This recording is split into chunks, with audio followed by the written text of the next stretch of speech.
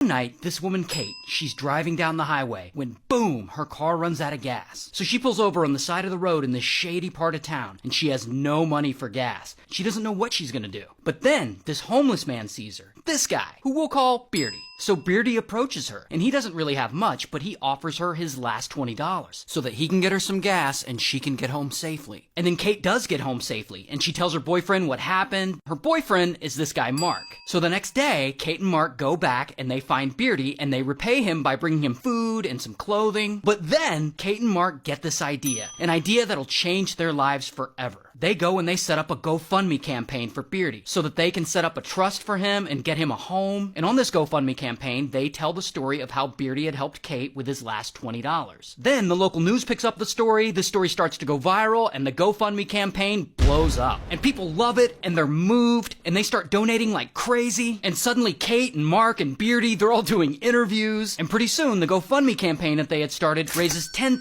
$20,000, $100,000, eventually $400,000. So then Kate and Mark buy an RV for Beardy to move into, and they park it on their property where they live. All this is really turning out to be an incredible feel-good story.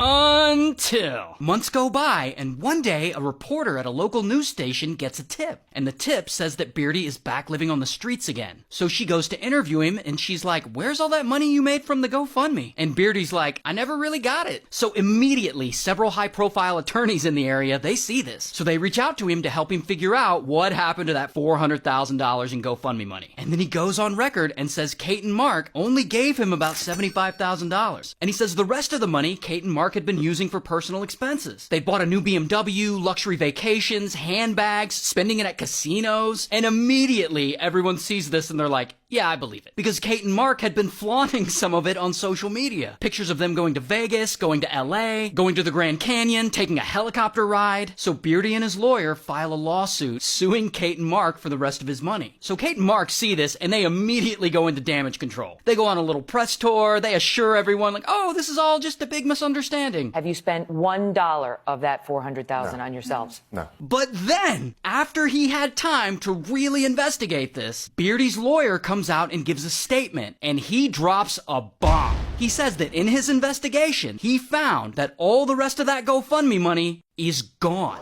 And that is when the county prosecutor gets involved. Because now you have a crime on your hands. So really quickly, police get a search warrant, and they search Kate and Mark's home, and they seize a bunch of their devices, and instead of sticking together, Kate and Mark start pointing fingers at each other. And Kate decides that she's secretly gonna record Mark so that she can blame all this on him. And in this recording, he ends up outlining the whole crime. You know how much money you spent? Oh, just off the top of my head? Go. 20,000 BMW, 5,000 Disney, 10,000 in bags. So this recording that was supposed to blame him ends up making both of them look guilty as fuck. And around this time, police start combing through Kate and Mark's devices that they had seized. And they find that months before, after Kate and Mark had first met Beardy, Kate had sent a text to her friend admitting that the whole story is fake. Obviously, Beardy is a real guy, and he really was homeless. But he never gave Kate his last $20 for gas. That was all made up. And they made all that up so that people would feel sorry for him and think he's a good person and donate to the GoFundMe. So it was all a scam. And since that story was never true, that means Beardy was in on the scam too.